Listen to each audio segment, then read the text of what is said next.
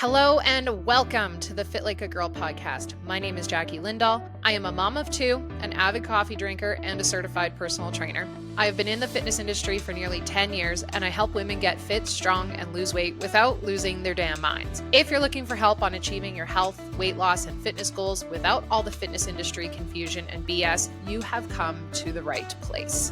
Hello and welcome back to the Fit Like a Girl podcast. My name is Jackie. Thank you so much for listening. In today's podcast, we're going to talk about a few different things. First, I got an amazing question on Instagram a couple weeks ago, and we're going to talk about that.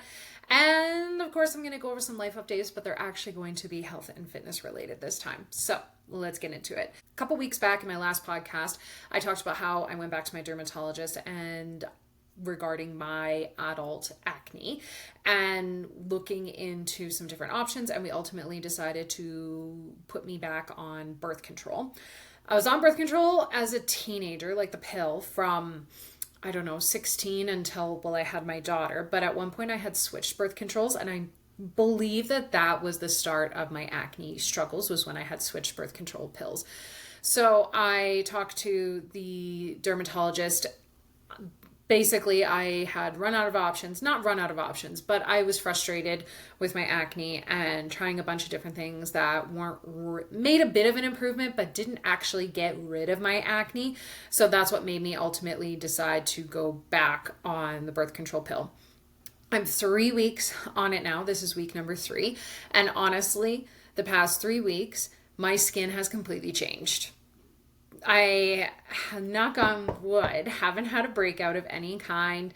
I haven't had any new pimples. It's looking clearer. I can see my scarring starting to fade, and just huge changes and improvement in my skin already, only 3 weeks in. Now, again, this is only 3 weeks in. This is a very small sample size. So give me a little bit more time and we'll see what actually happens, say over the next 6 months to a year with my acne. But right now, just the changes that I am seeing, I am so happy with. I know that there's a lot of controversy about birth control and the effects that birth control have on certain people and how reactions and side effects and all these things. Listen, I get it. That being said, the issues that I was having with acne, obviously medications like spironolactone and topical medications were not helping. They were not helping, or they were not doing a good enough job to control my hormones. Whereas now I am on the birth control pill where my hormones are going to be more stable and steady because I'm getting that same dose of hormones every single day. Is this going to be the ultimate long-term strategy for me? I don't know. Maybe not. But at the moment, just not having a breakout has done wonders for my self-esteem and my confidence, as well as my skin and the amount of scarring and things like that. So I'm just taking it as a win for now. I don't know what my long-term strategy with this is going to be, because I know over the next 15 to 20 years, my hormones are going to change drastically as I head into my 40s and 50s and perimenopause and menopause. That probably being on long-term birth control is not going to be the most feasible option, but I am open to options as we go along in life. So that's where we're at right now with that. Next thing that I was going to chat about regarding my own health and fitness is I have started a bit of a mini cut for myself in just wanting to lose a little bit of body fat. My clothes were starting to fit a little bit tighter. The scale has slowly crept up about 5 to 7 pounds over the last little while, which isn't a big deal. Really, 5 pounds is not a big deal. It's nothing. It's nothing. Really, in all true honesty, 5 pounds is sweet fuck all. But what I'm finding right now is my clothes are not fitting like they did. Things are feeling tight. I feel bloated. I feel blech. Been doing a lot of eating like an asshole over the last little while with birthdays and camping trips, and just also being a lot more relaxed with my nutrition, which isn't a bad thing. It's not a bad thing. People equate weight gain or these kinds of things to a really big negative, which it's not. It's just the facts. I was eating a lot of more junk and things like that than I normally do, hence a little bit of weight gain, clothes fitting a little bit tighter, and I'm wanting to work on that. So I'm putting myself into a little bit of a deficit, nothing crazy, and focusing on tracking, hitting my protein goals, continuing with my steps goals, which is something that I normally do anyways. It's summertime. I'm very active in the summer. I easily hit 8 to 10,000 steps a day, no problem in the summertime, if not way more. So I'm just taking advantage of that and focusing in a little bit more on my nutrition, making some tweaks so that I can fit a little bit better in my clothes and feel more like myself. That's it. That is really my plan in terms of what I'm going to be doing with this kind of quote unquote mini cut. I started last week. I'm going back to, like I said, tracking my calories, tracking my protein intake, those kinds of things. And really that's the main change that I'm making right now. Staying consistent with my workouts, staying consistent with my steps, all these things that I have already been doing. I'm just being more mindful of my nutrition and making sure that I'm hitting the goals that I want to hit right now. I don't have a specific timeline. My plan is kind of for the month of July, really hone in on my nutrition, focus a little bit on fat loss, and then see how I feel in August. If I feel like I want to continue a little bit more, I will. If I don't, then I won't. That's it. It's not a big grandiose thing. I'm not on a diet. I'm not restricting any foods or anything like that. No. Summertime makes it a little bit more challenging because we're busy every single weekend. So I do have to be a lot more mindful, and maybe my consistency won't be as amazing as I'd like it to be. But if I can hit 70, 75, maybe I'll hit 80% consistency. Great. I'll slowly and surely see results. It will be slow progress. It's not going to be losing 10 pounds in 4 weeks. That's just not going to happen. I talked about this a little bit on Instagram last week, and I did have some questions on like how I approach fat loss. And I did a whole podcast on how I would approach my own fat loss goals a little while ago. And I'm basically following exactly that. I'm not doing anything different. I'm not doing anything crazy other than really just tracking my calories and being a lot more mindful of the amount of chips and hot dogs that I'm eating because it's summertime and I have been eating a lot more chips and hot dogs than I need to. So that being said, I had a great question on Instagram. I posted one of those like anonymous boxes on Instagram a couple weeks ago. And I got this amazing question that I loved. And I was like, hey, I could do a whole podcast on this topic. And the question was, can you talk a little trash about your least favorite parts of fitness? Now, that's all the context that I have for this question. I'm not sure if the person who asked this was talking about like my least favorite parts of like fitness for myself or my least favorite parts of the fitness industry. I'm going to kind of lean into my least favorite parts of the fitness industry. I've been in the industry for about 10 years now, and I love what I do. I love who I do it with. There's a lot of industries, all industries where there's good and there's not so good. There's good personal trainers and bad personal trainers, just like there's good doctors and bad doctors, good cops, bad cops, all those kinds of things. And this industry is like no other. I think what makes the fitness industry different is there's so much out there on social media, and it covers such a wide variety of like, not only are we talking about fitness, but we're also talking about nutrition and health and everything in between. Everyone is interested in health in some way, shape, or form, whether it's your own health, whether it is fitness, whether it's workouts, whether it's whatever. So I think the fitness industry is similar to all other industries in that way, but it's a little bit different than a lot of industries because it's so out there and there's so much information and there's so much misinformation and there's great smart people talking about things and there are really stupid people talking about things and there's people who are great marketers who are digging into people's emotions and provoking a response so that they can make money. So I wrote a small list because let's face it, you don't need to hear me talk all day. But I wrote a small list of things that will trash talk the fitness industry a little bit. Number one is low barrier to entry. One thing that does bother me about the fitness industry that I feel like needs to change is that there is a low barrier to entry to being in the fitness industry as a whole. Anybody can call themselves a nutritionist. That is not a regulated role. Anyone can call themselves a nutritionist. Anyone. So a lot of people will ask, like on social media or whatever, oh, I'm looking for a nutritionist, not really understanding that a nutritionist and a registered dietitian are two totally different things. Now, there's people who can get certifications to be a nutritionist, right? That is a thing. But there's also people with zero education whatsoever who just YouTube shit and call themselves nutritionists. There's such a low barrier to entry. Same thing with personal training. There are people who have kinesiology degrees or personal training diplomas, certifications, those kinds of things. And there's people who just simply call themselves a personal trainer with zero education. The problem that I find with the fitness industry is that there is a low barrier to entry, and the standards for continuing education are very, very low.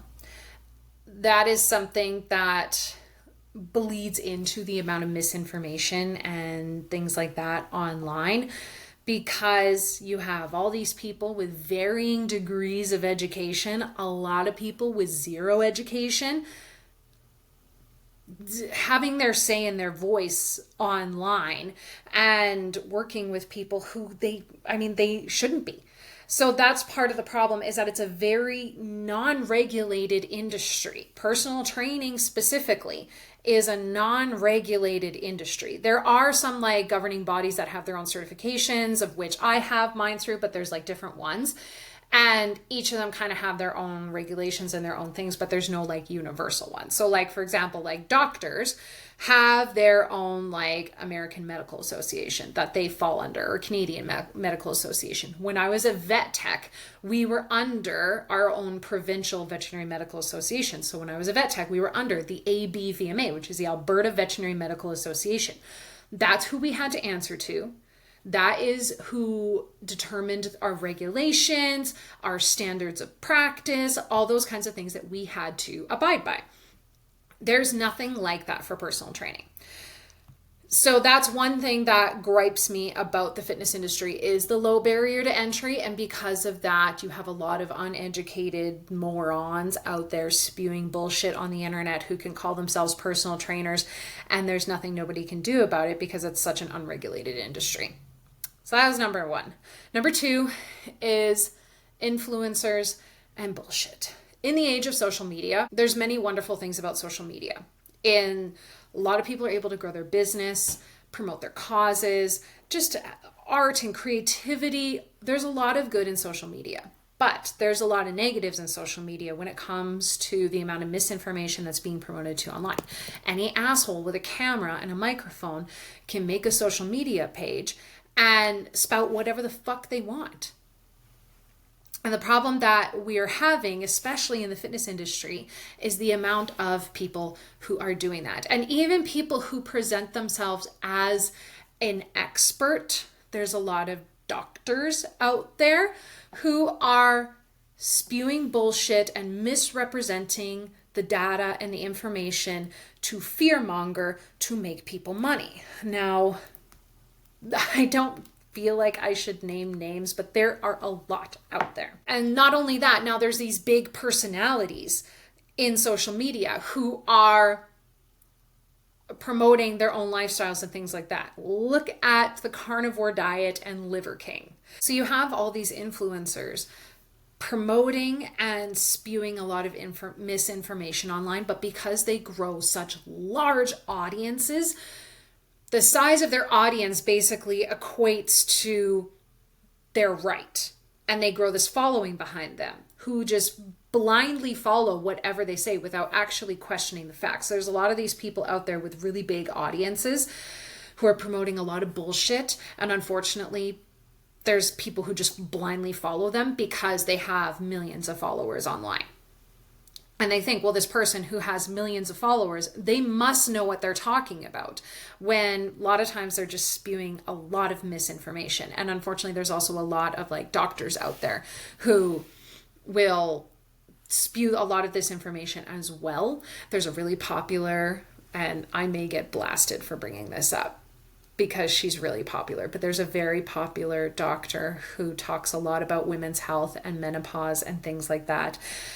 And the unfortunate reality is she spews a lot of misinformation and misrepresents data so that she can make these outrageous claims on these super popular podcasts that she's been invited onto over the last little while.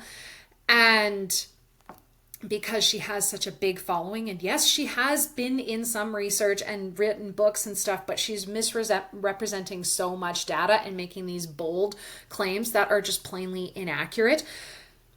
But they're polarizing arguments. And that's what is big on social media, is these polarizing arguments without explaining the nuance. So one of the things that this person has been talking about lately is like women, especially perimenopause and menopause women, should never do fasted workouts. Never do fasted workouts because of the spike in your cortisol and all these things, without actually representing the true data. The data is when you wake up in the morning, you have a cortisol increase. That's what happens when you go from a resting sleep to waking up. Whether you work out fasted or fed, it doesn't have a long-term effect on your cortisol levels.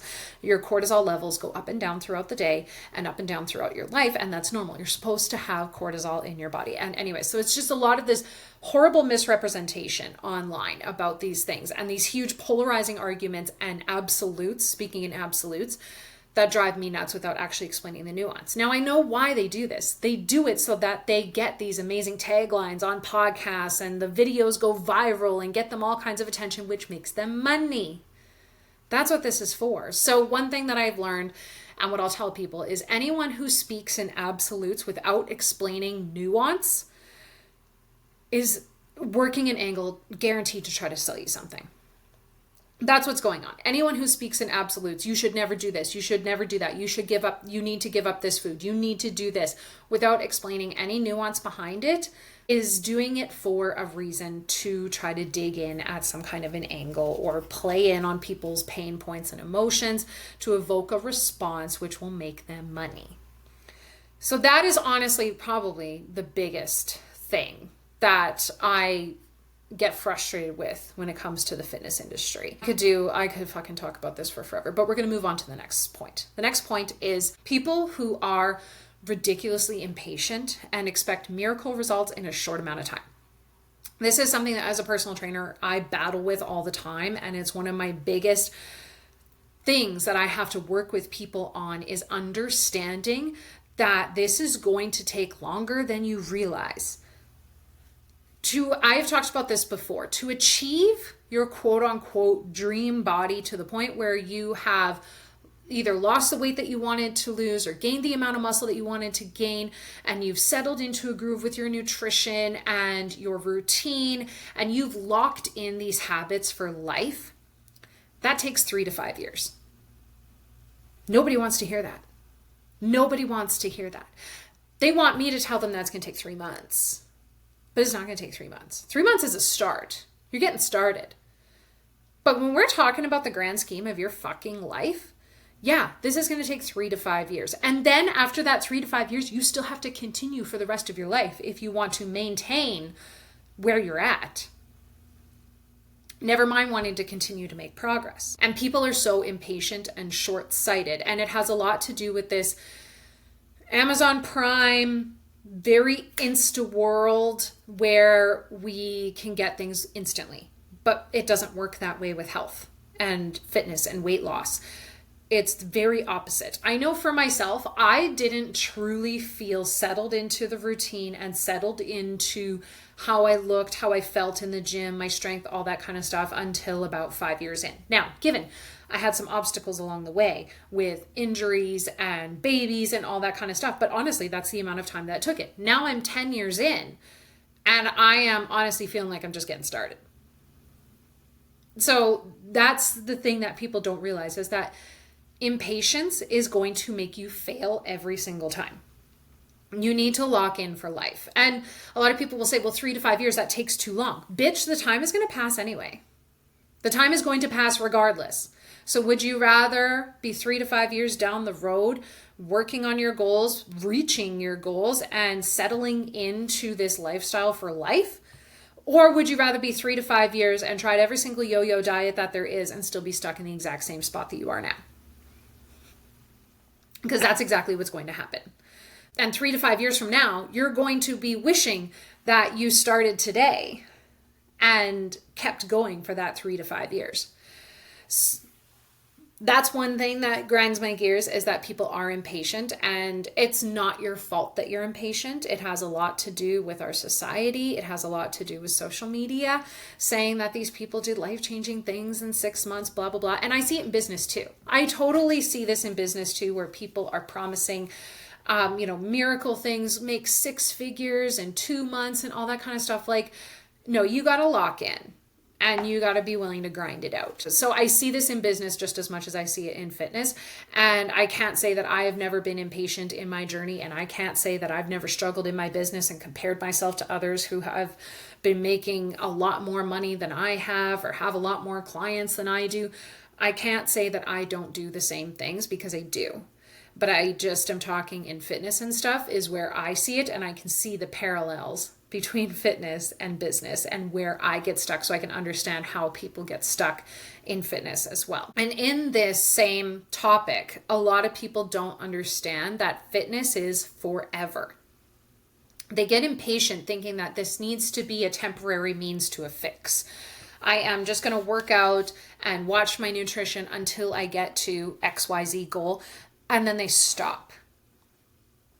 They burn out, whatever it is, and then they quit. Then they gain the weight back, their progress reverse goes back to where it was, and then they have to feel like they're starting all over again. It's because people don't understand that fitness is for life. If you're doing this right, there's no end date. Now, that's not saying that you're going to be losing weight for forever, but the whole working out, being mindful of your nutrition, focusing on your health, that is for life. That is going to be the rest of your life. And I think another thing that people don't understand is that it's going to require changing your beliefs and a lot about yourself to make that happen. I'm not saying that you're changing your entire personality and fitness is going to revolve around your personality, or you're not going to like the things that you like now or whatever. But if you truly want to stick with this and have it be a part of your life, you need to make permanent changes to your life to make that happen. And it's going to change who you are as a person slightly. It's going to require that you are the type of person who prioritizes their fitness. You are going to have to identify as a fit person. Being active, eating healthy, all these things are a part of your life. It changes your identity in some ways. And I don't know if people are quite ready to accept that, but you do have to I remember reading about this in, I think it was in Atomic Habits by James Clear, about how if you're wanting to adopt habits, especially fitness and a lifestyle, you have to identify as that person. Kind of like that fake it till you make it. So you need to identify yourself as a person who is fit, even if you're at the beginning of your journey. I know it's hard when you don't see yourself as that person or you're just starting, but you need to identify as that person to be able to become that person. It's a lot of kind of psychological mumbo jumbo, but it's true. It's true. And I think the reason for myself, I know why I struggled for so long, is because I identified as an all or nothing person. So because I identified myself as an all or nothing person, I was constantly giving myself an excuse to quit, and I was giving myself an out. And I was actually having this conversation with a client recently where she told me, I am an all or nothing, she told me the same line that every single one of my clients says, I'm an all or nothing person. And I said to her, do you want some brutal honesty here? And she's like, yeah, I do. I want some brutal honesty. I was like, okay, but just so you know, you asked for it. Every single person in the last 10 years that I have worked with has told me that they are an all or nothing person. And she went, really? I thought I was alone in this. No. Every single person identifies themselves as an all or nothing person. And I said, often this happens because we don't know how to reinforce habits for life and how to actually be consistent. We think that we need to be perfect. So we convince ourselves that we're all or nothing. We're either on or off or no in between. The other thing that I find is this, and maybe some people will disagree, and that's okay, is that telling yourself constantly that you're an all or nothing person gives yourself an out to quit. Because then you don't have to try. Because you just tell yourself, well, I'm all or nothing, and then you're allowed to quit. Again, some people are going to disagree with me. The way that I see it as a coach working with people over the last 10 years is that's what I see every single time, is that people can tell themselves that they're all or nothing so that they can give themselves an out so that they don't have to try. Fitness is forever. Quitting when it gets hard is going to leave you stuck every single time. And keeping on telling yourself as an all or nothing person and identifying as that person, that's what I was talking about, was identifying yourself. So I identified myself as an all or nothing person, just like the majority of my clients.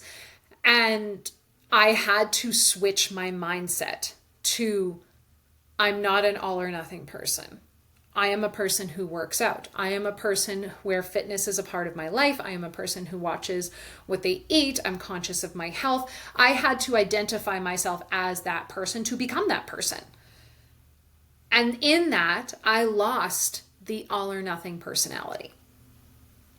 It's not a personality trait. It's just a quote that you tell yourself over and over and over again until you actually believe it. The next thing that I wanted to talk about, and this will probably be my last point, is this new narrative online that women are complex, broken, fragile creatures, especially women who are going through perimenopause and menopause. It's something that has been just pushed to the wayside for decades, and women going through menopause have just been told, oh yeah, this is just a natural progression of life. Sorry about your luck. Deal with it. And I do feel like that's bullshit, because why do women need to suffer? Why do we continue as a society to just allow women to suffer? Why? Why are we okay with women throwing up with hyperemesis in their pregnancies every single day? Oh, that's just part of pregnancy. What? And then when women go through perimenopause and menopause and they're not sleeping and they have body aches and joint pain and they're having heart palpitations and night sweats and they can't concentrate because they're not sleeping and all these things, why are we just accepting this as normal? Why are we accepting as a society that women just pee themselves after pregnancy, that urinary incontinence is normal, like a badge of fucking honor after pregnancy?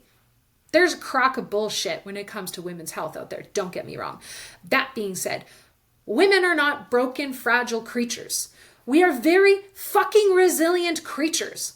That's the reason why the human race, us as a species, have gone on for generations after generations and millions of years, is because women are resilient fucking creatures.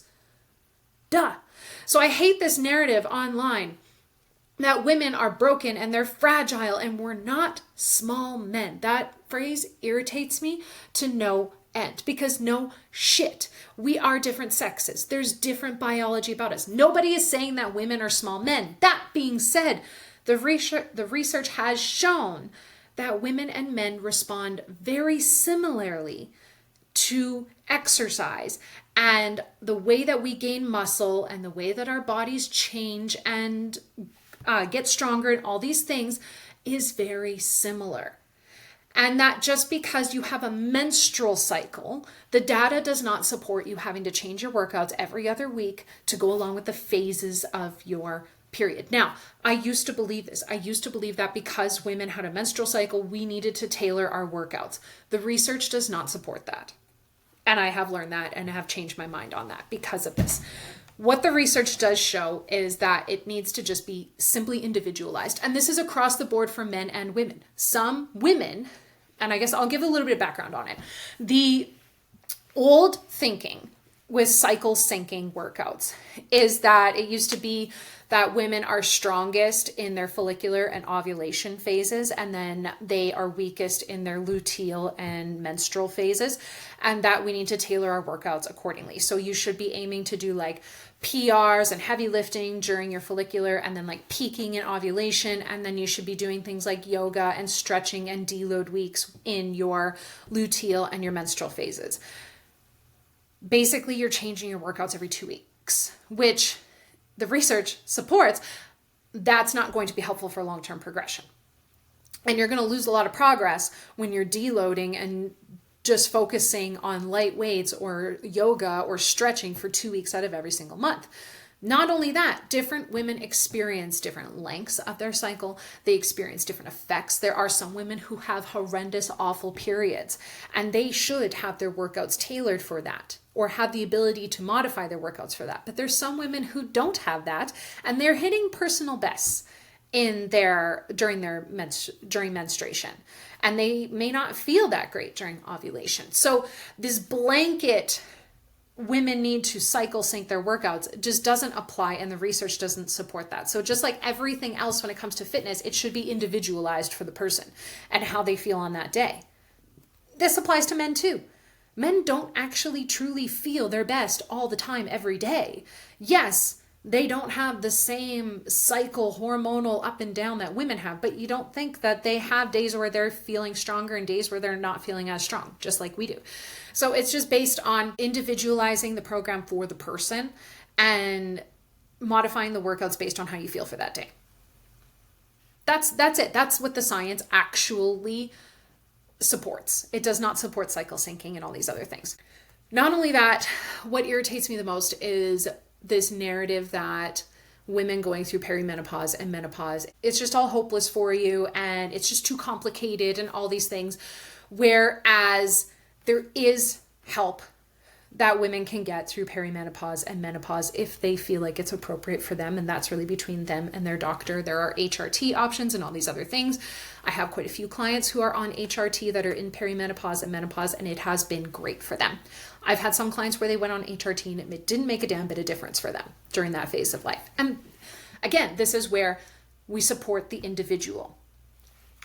So this whole narrative that women are these broken, fragile creatures is really just these influencers and people on social media trying to dig into women's emotions and pain points and really dig in when they're at these kind of fragile points in their life where maybe they're not sleeping, they feel like garbage, they can't exercise because they're exhausted and just up to their ears in bullshit in life, and now they have all these hormone changes going on. Women are not broken, fragile creatures. We might need a little bit of help here and there, and that's kind of between that person and their medical team and getting the resources and the help that they need. But what the science has shown unequivocally across the board is that exercise benefits everyone, and everyone at every single stage of life benefits from exercise. There's no one group of people or age group where exercise isn't appropriate. Yes, maybe we have to change or modify or that, but it all applies. And I did a video a little while ago talking about exercise through different decades. So if in your 20s, 30s, or 40s, you should be focusing on the same things. You should be focusing on daily steps for movement, strength training 3 to 5 times per week, getting in cardio 1 to 3 times a week. You should be focusing on fiber. You should be focusing on protein and an appropriate amount of calories for your body for overall health. All of these things apply to every person, no matter the stage in their life. Now, it may change a little bit as you get older. You might not be able to do the same intensity as you get older, but it doesn't mean that you stop. And a lot of women are taking this whole I'm broken, I'm fragile, and they're using that to tell themselves, what's the point in trying? What's the point in exercising when I am powerless to these hormonal changes that I'm going through? And that's what a lot of people are feeling. And I've spoken to quite a few of my clients where they have reiterated that, these influencers online talking about hormones and menopause and perimenopause are making me feel powerless and making me feel like, what's even the point in trying? And that's a very negative outcome of this. It may not be the intended consequence of this, but that is part of what's happening. So I feel like I'm done ranting for today. I really appreciate whoever sent me that message. Again, this is just a small list of a few things that grind my gears when it comes to the fitness industry. I could go on for forever, but I'm not going to. I'm going to restrain myself. But if you don't follow me on Instagram already, please feel free to head over there. I'll post the link to my Instagram in the show notes and you can go over and follow me there. If you have questions about my online or in-person training options, feel free to head to my website, www.fitlikeagirl.ca. I am actually accepting online training clients right now. I have a few spots left open for this summer, 3 spots as of right now specifically. If you'd like to read up on some of my client testimonials, feel free. They are on my website as well. If you haven't already, I would love and appreciate a 5-star written review for the podcast. It just helps increase visibility and gets the podcast out there to more people. And again, I just want to say thank you so much for listening. I really, truly appreciate it, and I will talk to you next time.